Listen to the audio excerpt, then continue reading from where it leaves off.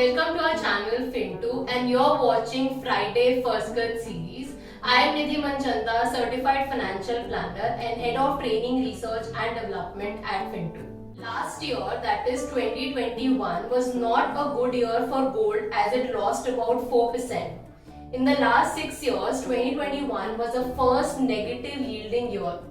Coming to gold investment, if you are also wondering whether gold has started shining or should you be investing into gold or not, then stay tuned in this video as we will be discussing everything about gold investment today. Let us first understand that why gold is not performing in the last 1 or 2 years. The first reason being that there was a significant drop in investment demand. Second is the dollar picked up strength. Third is economies opened up and then investors got lured towards stock market investments. Fourth is US Federal Reserve indicated multiple interest rate hikes in 2022. But in spite of these factors, gold avoided a deep fall in the prices. Now let us move on to the outlook of gold in the year 2022. There are certain factors which are negative and there are also certain factors which are positive for gold this year. So let us discuss that. First of all, we'll talk about the negative factors. The first factor is that Fed is likely to raise interest rates in a phased manner.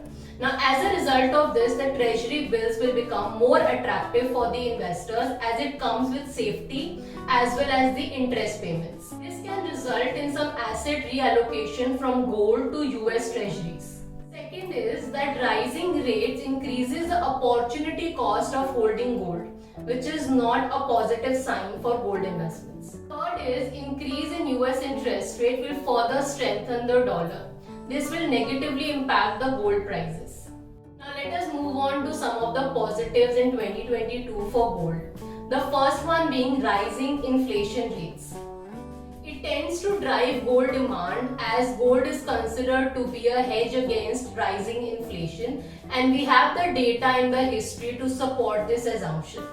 Second point is, as economy recovers, it improves jewelry demand.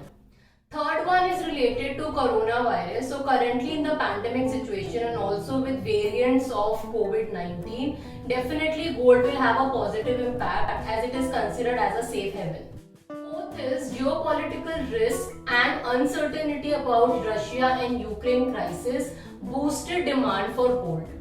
Overall, the experts are of the view that the positive factors will outweigh the negative factors in the year 2022 and that is the reason gold prices can go up.